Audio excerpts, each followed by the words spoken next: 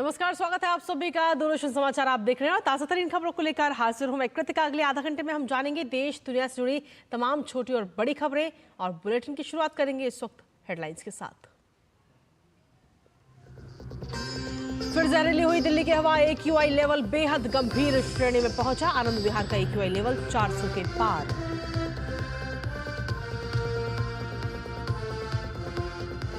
राष्ट्रपति मलावी दौरे के अंतिम दिन श्री राधा कृष्ण मंदिर में करेंगी पूजा अर्चना। 3 अफ्रीकी देशों की यात्रा आज होगी संपन्न।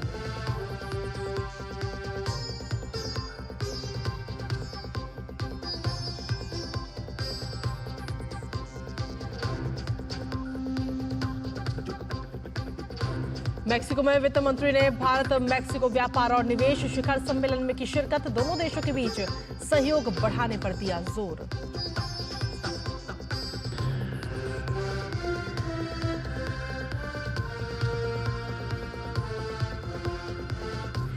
पुतिन ने कहा यूक्रेन में स्थायी शांति चाहता है रूस। युद्ध विराम को लेकर प्रधानमंत्री मोदी द्वारा की गई पहल की सराहना की।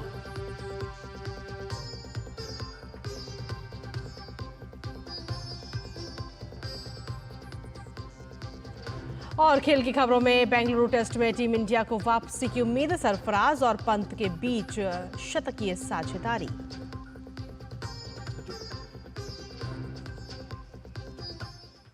तो ये थी प्रमुख सुर्खियां और सुर्खियों के बाद अब खबरों में विस्तार से बात करेंगे, जिसमें सबसे पहले बात करते हैं देश की राजधानी दिल्ली की, जहां दिल्ली में एक बार फिर से धुंध की चादर नजर आ रही है। जी हां, आज सुबह से ही दिल्ली और उससे सटे हुए NCR के कई शहरों का यही हाल है। 4 तस्वीरें आपके सामने हैं, जहां राजधानी की हवा अब शरीर में जहर घोलने लगी है। लोगों को आंखों में जलन, गले में खराश जैसी तमाम समस्याएं होने लगी हैं। आज दिल्ली में AQI यानी एयर क्वालिटी खराब श्रेणी में दर्ज किया गया। सुबह सुबह इंडिया गेट और आसपास के इलाकों में कोहरे की परत छाई रही। यहां AQI 251 पर पहुंचा, तो वहीं आनंद विहार में AQI 400 के पार दर्ज किया गया। इसके अलावा बात अगर अक्षरधाम की करें तो वहां पर 334 AQI रहा। इसके साथ ही दिल्ली एम्स एरिया के पास भी धुंध की परत नजर आई। यहां AQI 253 पहुंचा। बढ़ते प्रदूषण को लेकर लोगों ने कहा कि उन्हें सांस लेने में तकलीफ और आंखों में जलन की समस्या हो रही है। उपराष्ट्रपति जगदीप धनखड़ राजस्थान के सीकर में सुभासरिया ग्रुप ऑफ इंस्टीट्यूशंस के रजत जयंती वार्षिक समारोह को संबोधित कर रहे हैं। सीधा रुख करते हैं। वो समय चिंतन का होता है, मंथन का होता है, पीछे देखना होता है हमने क्या किया, आगे का रास्ता चुनना होता है। I have no doubt this great challenge will be met by visionary Shri Agarwal, and when Bharat attains status of a fully developed nation at 2047, Sobhasariya group of institutions would emerge as a center of excellence in the shape of a established university.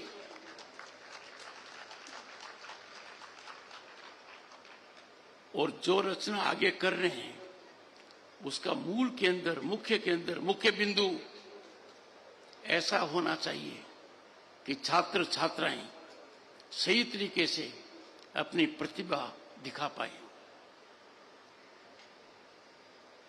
Let me at the outset reflect कि आज के हालात क्या हैं। हमारे समय के हालात आजकल के बच्चे बच्चियों के समझ में भी नहीं आएंगे। आज हालात बहुत बेहतर हैं। तब के हालात का वर्णन नहीं करना चाहता, पर आज के हालात हैं कि कानून के सामने सबकी समानता है। Patronage is no longer a password to contract और a job. There is rule of meritocracy. Privileged pedigree has yielded to merit। और आज का जो शासन है वो पारदर्शिता का है, उत्तरदायित्व का है। इसमें भ्रष्टाचार के लिए कोई स्थान नहीं है। टेक्नोलॉजी का भरपूर उपयोग किया जा रहा है। Boys and girls You are fortunate. You are living in times, you are beneficiary of an ecosystem where you can fully exploit your talent, your potential, realize your aspirations and dreams. चारों तरफ एक ही माहौल है, the atmosphere of hope and possibility. Bharat संभावनाओं से भरा एक देश है और दुनिया भारत का लोहा मान चुकी है. If I look around, International Monetary Fund, the World Bank, जो कुछ समय पहले भारत को सिखाते थे शासन व्यवस्था कैसे हो, आज के दिन भारत की प्रशंसा करते हुए थकते नहीं हैं. Our Bharat is getting accolades from every quarter as a global favorite destination of investment and opportunity. पर ऐसा क्यों न हो? एक दशक पहले हमारी अर्थव्यवस्था दुनिया की 5 हिलती डुलती अर्थव्यवस्था में थी. We were part of fragile 5. कभी भी गिर सकते थे. हम कहां से कहां आ गए? दुनिया की 5वीं आर्थिक महाशक्ति, 2 साल में 3री बड़ी महाशक्ति, जापान और जर्मनी के आगे. हमारी इकोनॉमी 4 ट्रिलियन को टच कर रही है. हमारी ग्रोथ रेट दुनिया को अचंभित कर रही है. जीडीपी ग्रोथ इज 8% और ये दुनिया की कोई भी लार्ज इकोनॉमी इसके नजदीक तक नहीं है. This is a great achievement of Bharat. और ऐसा क्यों नहीं हो? आप ये देखिए, जिस देश में हर साल 4 नए एयरपोर्ट बनते हैं, 1 नया मेट्रो स्टेशन चालू होता है, जिस देश में हर दिन 14 किलोमीटर हाईवे बनते हैं और वर्ल्ड क्लास हाईवेज 14 किलोमीटर प्रतिदिन और 6 किलोमीटर प्रतिदिन रेल ट्रैक का विस्तार हो रहा है. आप चारों तरफ देख रहे हैं, पहले क्या हालात थे, अब क्या हालात है. हमारी रेलगाड़ियों का, हमारी एयरपोर्ट्स का, हमारे हाईवेज का, हमारी इंटर कनेक्टिविटी का ऐसा सोचा नहीं था. एक तरीके से मेरी पीढ़ी के लिए यह अचंभा है. हम सपना भी नहीं देख सकते थे जो कुछ आज साकार हो रहा है. But I must, young boys and girls, invite your attention that we are living in times of disruptive technologies. Young minds have to grapple with them. Artificial intelligence, Internet of Things, blockchain, machine learning. There is change every day. This change is a challenge. This change has been converted into opportunities that can be done only through education. I am sure this institute, under the able visionary leadership of Padam Shri P.R. Agarwal, will take steps that the next 25 years it will be handling curriculum that is futuristic. तो राजस्थान के सीकर में इस वक्त उपराष्ट्रपति जगदीप धनखड़ मौजूद है, जहां पर वो सीकर में सुभाषचर्य ग्रुप ऑफ इंस्टीट्यूशंस के रजत जयंती वार्षिक समारोह को संबोधित कर रहे थे. अपने संबोधन में उन्होंने कई बातों का जिक्र किया. उन्होंने कहा कि 2047 तक विकसित राष्ट्र का संकल्प हम सभी ने लिया है और आज के हालात काफी बेहतर है पहले के मुकाबले. कानून के सामने सभी समान है, पारदर्शिता का जमाना है, भ्रष्टाचार की हमारे देश में कोई जगह नहीं है. ये तमाम बातें उन्होंने अपने संबोधन में कही. और इसी के साथ अब वापस लौटते हैं वायु प्रदूषण की तमाम खबरों पर. दरअसल दिल्ली में वायु प्रदूषण का जो स्तर है वो लगातार बढ़ रहा है, जिससे स्थिति इन दिनों चिंताजनक बन गई है. यमुना नदी भी प्रदूषण की चपेट में आ गई है और वहीं अगर देखा जाए तो कालिंदी कुंज में पानी में सिर्फ सफेद झाग ही नजर आ रहा है, जो नदी की गंभीर हालत को दर्शाता है। आगामी छठ से पहले यमुना नदी पर सफेद जहरीले झाग की इस चादर ने छठ व्रतियों की भी चिंता बढ़ा दी है। इस वक्त दिल्ली की हवा से लेकर पानी तक में जहर घुल चुका है। ये तस्वीरें आपको दिखा रहे हैं दिल्ली के कालिंदी कुंज की। ये तस्वीरें हैं जहां पर यमुना नदी में झाग में सिर्फ और सिर्फ पानी ही पानी नजर आ रहा है। ये वही जगह थी जहां पर छठ व्रतियां हर साल अपने व्रत को खोलती हैं, सूर्य को अर्घ देती हैं। ये वही तस्वीरें हमने आपको दिखाई और वहां पर इस वक्त क्या स्थिति है ये आप खुद देख चुके हैं। वहीं अगर वायु प्रदूषण की अगर हम बात करें तो AQI यानी कि एयर क्वालिटी इंडेक्स, या हिंदी में यूं कहें कि वायु गुणवत्ता सूचकांक, दरअसल ये एक ऐसा नंबर होता है जिससे हम हवा की गुणवत्ता कैसी है उसका पता कर सकते हैं। चलिए आइए आपको बताते हैं वायु गुणवत्ता को आखिर कैसे मापा जाता है। अगर किसी क्षेत्र का AQI 0 से लेकर 50 के बीच में है तो AQI अच्छा यानी कि गुड श्रेणी में इसे माना जाएगा। 51 से 100 के बीच में है तो उसे संतोषजनक की स्थिति में हम मानते हैं। वहीं AQI अगर 101 से लेकर 200 के बीच है तो उसे मध्यम श्रेणी में माना जाता है। वहीं अगर AQI 201 से 300 के बीच है, जो कि इस वक्त दिल्ली में कई जगह पर 201 से 300 के बीच AQI दर्ज किया गया है, इतना अगर है तो उसे खराब श्रेणी का AQI माना जाता है। लेकिन अगर AQI 301 से भी ऊपर यानी 301 से लेकर 400 के बीच है तो उसे बहुत खराब श्रेणी का AQI माना जाता है और इसमें लोगों को काफी समस्याओं का सामना करना पड़ता है प्रदूषण की वजह से। और साथ ही इससे ऊपर अगर हम देखें तो 401 से लेकर 500 के बीच अगर AQI होता है तो इसे गंभीर श्रेणी में माना जाता है।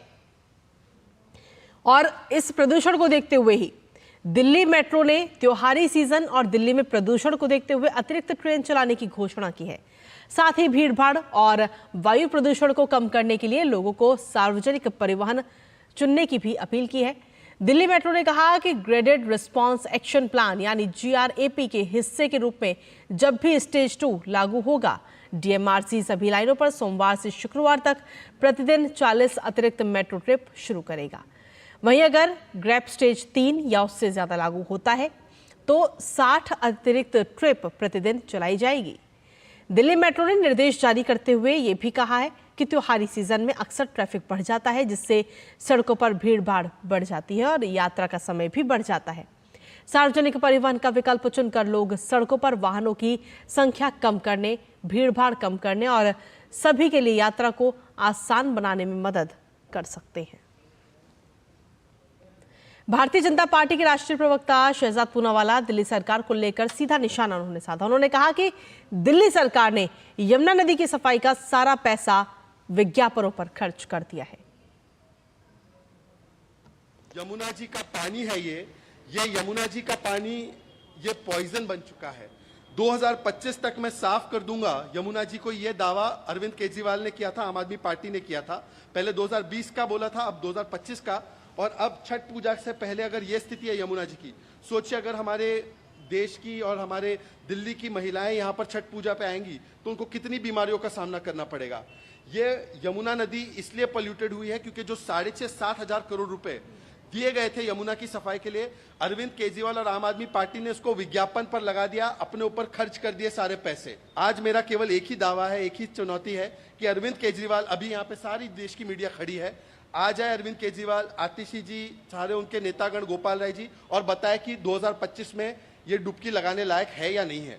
क्योंकि उन्होंने कहा था 25 में मैं डुबकी लगाऊंगा और नहीं लगा पाया तो मैं चुनाव नहीं लड़ूंगा, चुनाव नहीं उसमें पार्टिसिपेट नहीं करूंगा। तो मुझे लगता है आज अरविंद केजरीवाल को अपनी बातों पर खरा उतरना चाहिए। वहीं बीजेपी सांसद हर्ष मल्होत्रा ने यमुना नदी में प्रदूषण को लेकर आम आदमी पार्टी पर सीधा निशाना साधा। उन्होंने आप सरकार पर 3,000 करोड़ के भ्रष्टाचार का आरोप लगाया है। यमुना जी में यहां पर कालिंदी कुंज में 0 ऑक्सीजन लेवल है और 0 ऑक्सीजन लेवल का मतलब हो गया यमुना जी मृत प्राय हैं। इसमें ह्यूमन बीइंग तो छोड़िए, जो यमुना जी के अंदर मछली या जल के जीव हैं उनके लिए भी ये घातक है, उनके लिए भी ये लीथल है। मतलब अगर वो ये वाला पानी उनके अंदर जाएगा तो उनको भी बीमारी होगी, वो भी मरने के कगार पे जाएंगे। और यमुना जी में जो 18 बड़े नाले और कुल मिलाकर के 32 छोटे बड़े नाले, जिसकी जिम्मेदारी दिल्ली सरकार की थी, केजरीवाल सरकार की थी, जिस बात के लिए इन्होंने 3,000 करोड़ रुपए केंद्र सरकार से इनको मिले यमुना जी की स्वच्छता के लिए। जो बड़े नाले इसमें गिरते हैं, यमुना जी में आते हैं, उनके मुहाने पर बड़े ट्रीटमेंट प्लांट, सीटीपी प्लांट्स लगने चाहिए थे। वो 3000 करोड़ रुपए भी भ्रष्टाचार की भेंट चढ़े। तो आप सोचिए, इसके ऊपर आम आदमी पार्टी की सरकार ने, केजरीवाल साहब की सरकार ने एक पत्ता भी नहीं हिलाया है, और वो 3000 करोड़ रुपए का हिसाब भी ये दे नहीं रहे हैं, क्योंकि वो भी भ्रष्टाचार की भेंट चढ़ा। तो दिल्ली में वायु गुणवत्ता सूचकांक के बेहद गंभीर स्थिति में पहुंचने को लेकर भारतीय जनता पार्टी ने दिल्ली सरकार को घेरा है। पार्टी प्रवक्ता हरीश खुराना ने कहा कि आम आदमी पार्टी सिर्फ टोपी ट्रांसफर करने का काम करती है। दिल्ली के मुख्यमंत्री रहे अरविंद केजरीवाल ने तो वादा किया था कि आपको यमुना के अंदर हम डुबकी लगाएंगे और दिल्ली के अंदर हम यमुना से साफ पानी पीने को मिलेगा। लेकिन जरा आज अरविंद केजरीवाल साहब, मैं आपसे हाथ जोड़कर कहता हूं, आज जरा यमुना चले जाइए, जरा वहां का दौरा कर लीजिए और मुख्यमंत्री आतिशी जी को भी ले जाइए और दिखाइए कि वहां आज यमुना की हालत क्या है। सवाल ये है कि दिल्ली के अंदर जब यमुना एंटर करती है और आज जब दिल्ली के अंदर यमुना आती है, जब ट्रेवल करती है, 40 गुना ज्यादा दिल्ली के अंदर यमुना के अंदर प्रदूषण बढ़ जाता है। लेकिन अफसोस, दिल्ली के मुख्यमंत्री और उनकी सरकार सिर्फ और सिर्फ टोपी ट्रांसफर करने के अलावा कुछ नहीं करती है। और वहीं दिल्ली में बढ़ते हुए वायु प्रदूषण को लेकर कांग्रेस भी इस वक्त हमलावर है। पार्टी नेता अभिषेक दत्त ने दिल्ली सरकार से 10 सालों का हिसाब मांगा है। उन्होंने पूछा कि दिल्ली में वायु प्रदूषण को नियंत्रित करने के लिए पिछले 10 वर्षों में गोपाल राय और दिल्ली सीएम ने क्या क्या किया है। घिसी पिटी बातें, घिसी पिटी बयान और वही 10 साल से चलती आ रही बहानेबाजी। गोपाल राय जी हो, दिल्ली के मुख्यमंत्री हो, मुझे ये समझ नहीं आता कि पिछले 10 साल में इन्होंने दिल्ली में एयर पोल्यूशन को रोकने के लिए क्या कार्य करे हैं। 2013 में दिल्ली में एयर पोल्यूशन नहीं हुआ करता था। ऐसा क्या हो गया कि 2013 से लेकर 2024 तक दिल्ली के अंदर गवर्नेंस भी वेरी पुअर हो गई, एडमिनिस्ट्रेशन भी वेरी पुअर हो गई, और दिल्ली का जो माहौल है स्पेशली एयर पोल्यूशन से रिलेटेड, वो भी from very poor to pathetic पर पहुंच जाता है। दिल्ली के लोग सांस नहीं ले पाते, और ये लोग इस समय आएंगे, ड्रामा करेंगे कि हमने हॉटस्पॉट लगा दिए, हमने अखबार में ऐड दे दी, हमने वादे किए थे। केजरीवाल जी की पुरानी स्पीचेस को हर गली में चलाना चाहिए। किस तरीके से केजरीवाल जी कहते थे, मुझे 2 साल दो, मैं यमुना को साफ करके अंदर डुबकी मारूंगा। डुबकी तो दूर, वो यमुना के आसपास भी नहीं दिखाई दे सकते, और अब फिर से बड़ी बातें करेंगे। और डीडी न्यूज पर खबरों का सिलसिला यूं ही लगातार जारी है। बुलेटिन में वक्त एक छोटे से ब्रेक का, आप बने रहिए हमारे साथ। कभी नाच गाना और बेहतरीन खाना, कभी सास बहू की नोक-झोंक में स्वाद का मुस्कुराना, कभी रिश्तों में मुस्कुराहट और स्वाद भरना। असली मसालों का उपहार MDH बनाए खास हर त्योहार, क्योंकि हर रिश्ता है स्वाद से जुड़ा। आइए मनाए खुशियों की दीपावली MDH मसालों वाली। बेटियां घर की रौनक हैं, बेटियां घर संवारती हैं,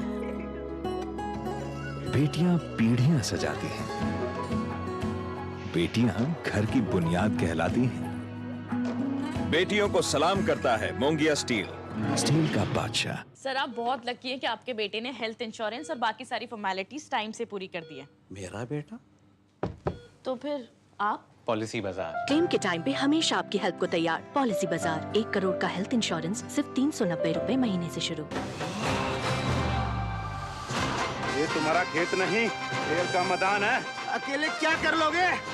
अकेले नहीं, मेरे साथ है मेरा यार, जिसके सामने हुई अड़ियल मंडूसी की भी हार तुम्हारी तरह। IIL के ट्रैक्टर ब्रांड का मिलियन, गेहूं का पहरेदार, अड़ियल मंडूसी की हार। बात जब पीढ़ियों के लिए बनने वाले घर की हो तो जिम्मेदारी बड़ी हो जाती है। गैलेंट समझता है ये जिम्मेदारी। अब डबल M रिब्स के साथ गैलेंट एडवांस TMT रीबार, निर्माण का रियल हीरो। और ब्रेक के बाद एक बार फिर से स्वागत आप सभी का। खबरों में बढ़ेंगे आगे, जहां राष्ट्रपति द्रौपदी मुर्मू अपनी 3 देशों की यात्रा के अंतिम पड़ाव में मलावी के दौरे पर हैं। अपनी यात्रा के अंतिम दिन राष्ट्रपति श्री राधा कृष्ण मंदिर में पूजा अर्चना करेंगे और इसके बाद राष्ट्रपति का मलावी झील में नाव की सवारी करने का भी कार्यक्रम है। राष्ट्रपति आज अपनी 3 अफ्रीकी देशों की यात्रा संपन्न कर स्वदेश के लिए रवाना होंगी।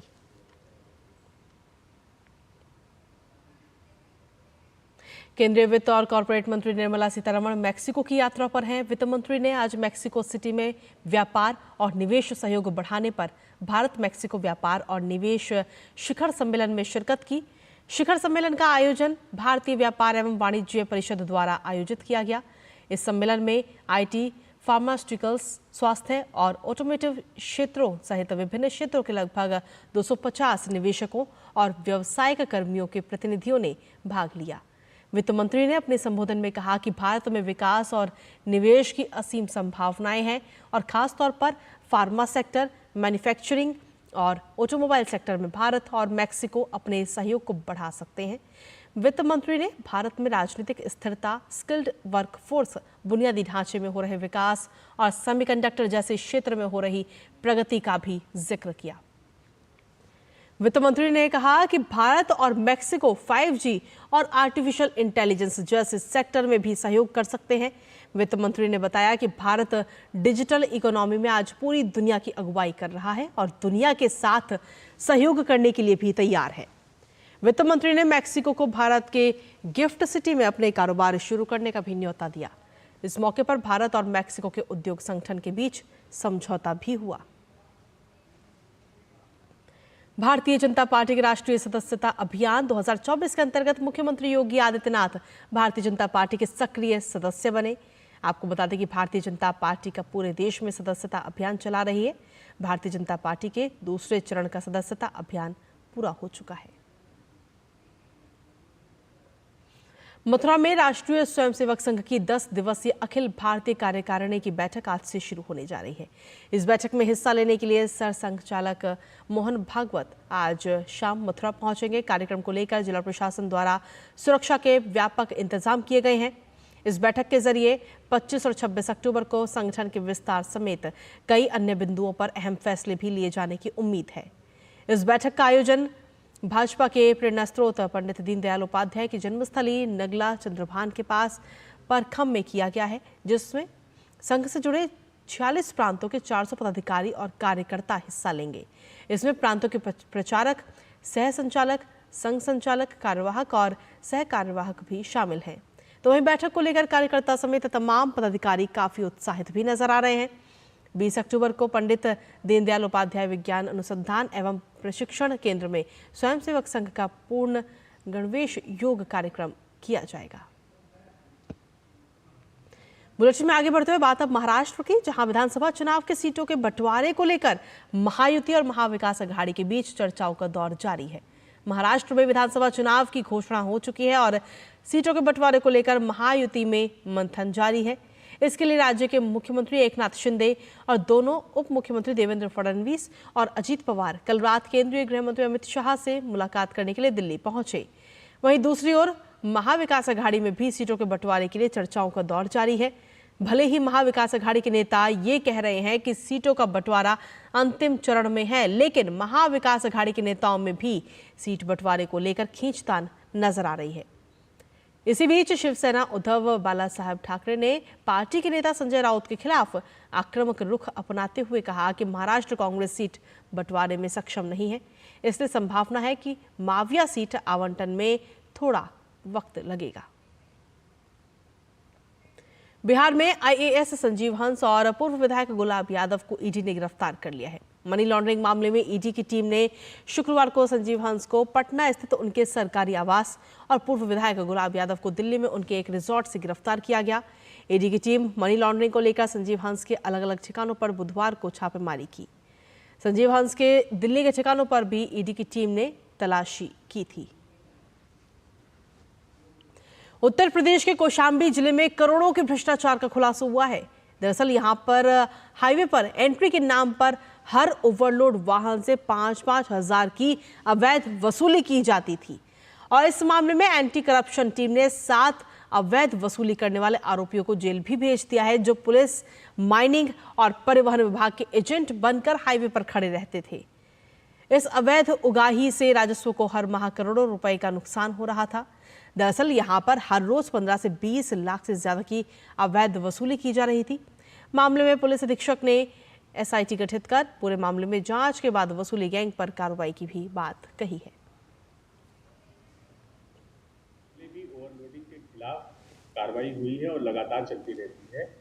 इस प्रकार की जो शिकायत आई है उसकी गंभीरता से जांच कराई जा रही है।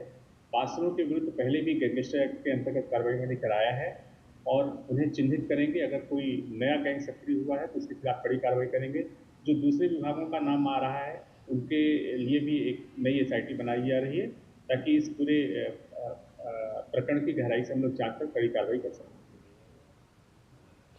वहीं उत्तर प्रदेश के बहराइच में सांप्रदायिक तनाव के बाद अब धीरे धीरे हालात सामान्य हो रहे हैं। जिन आरोपियों को पुलिस ने गिरफ्तार किया था उन्हें न्याय की हिरासत में जेल भेज दिया गया है। तो वहीं सुरक्षा के मद्देनजर क्षेत्र में अभी भी पुलिस फोर्स तैनात है और सभी आने जाने वाले लोगों की चेकिंग भी की जा रही है। आपको बता दें कि महाराजगंज का ये विवाद केवल दबंगई दिखाने के कारण हुआ था। आरोप है कि हामिद के परिवार और अन्य लोगों ने दुर्गा पूजा के जुलूस के दौरान पत्थरबाजी की और धार्मिक झंडे का भी अपमान किया, जिसके बाद यहां हिंसा की घटना हुई। तनाव के बाद रामगोपाल मिश्रा नामक व्यक्ति पर फायरिंग की गई, जिससे उसकी मृत्यु हो गई। महाराजगंज कस्बे में अवैध निर्माण को लेकर PWD ने नोटिस भी जारी किया है और मौके पर मौजूद संवाददाता रामेंद्र सिंह ने इलाके का जायजा लिया है। बहराइच का महाराजगंज कस्बा है, ये वही स्थान है जहां से विवाद की शुरुआत हुई थी। ये 23 मकान ऐसे हैं जो तिराहा है। एक्शन PWD से जो बात हुई, उन्होंने कहा कि तिराहे से दुर्घटना के चांस बनते हैं और सड़क पर इंक्रोचमेंट किया गया है। 1 साल पहले ही यहाँ नोटिस चस्पा की गई थी, लेकिन कार्रवाई की स्थिति अब आई है। 17 अक्टूबर को पुनः नोटिस चस्पा की गई है और उम्मीद की जानी चाहिए कि 1-2 दिन में जो अवैध मकान है, जो इंक्रोचमेंट के मकान हैं, इनको गिराने की कार्रवाई प्रशासन करेगा। बहुत सारे लोग दुकान स्वयं खाली कर रहे हैं और मकान अपनी दुकानें गिराने की बात कर रहे हैं। वो कह रहे हैं कि बुलडोजर चलने से पहले ही हम इन दुकानों को गिरा देंगे, जिससे प्रशासन को कोई कार्रवाई करने का हमारे ऊपर अवसर न मिले। कैमरामैन विवेक कश्यप के साथ रामेंद्र सिंह, DD न्यूज, बहराइच। रूसी राष्ट्रपति व्लादिमीर पुतिन ने रूस यूक्रेन युद्ध विराम को लेकर प्रधानमंत्री नरेंद्र मोदी द्वारा की गई पहल की सराहना की है। उन्होंने कहा कि जब अमेरिका सहित सभी पश्चिमी देश युद्ध के लिए यूक्रेन का समर्थन कर रहे हैं, तो ऐसे में भारतीय प्रधानमंत्री ने युद्ध के प्रति चिंता जाहिर की है, जो सराहनीय है। पुतिन ने इसके लिए प्रधानमंत्री नरेंद्र मोदी का आभार भी जताया। वहीं भारत और न्यूजीलैंड के बीच पहले टेस्ट मैच के चौथे दिन का खेल बारिश के कारण रुक गया है। भारत ने शनिवार को सरफराज खान और ऋषभ पंत की शानदार शतकीय पारी से अपनी स्थिति मजबूत की। सरफराज ने इस दौरान अपने टेस्ट करियर का पहला शतक जड़ा, जबकि ऋषभ पंत ने भी 50 लगाया। खेल रुकने तक भारत ने दूसरी पारी में 3 विकेट पर 344 रन बना लिए हैं और वो अभी न्यूजीलैंड से 12 रन पीछे चल रही है। वहीं भारतीय जूनियर पुरुष हॉकी टीम आज मलेशिया में 12वें सुल्तान जौहर कप में जापान से भिड़ेगी।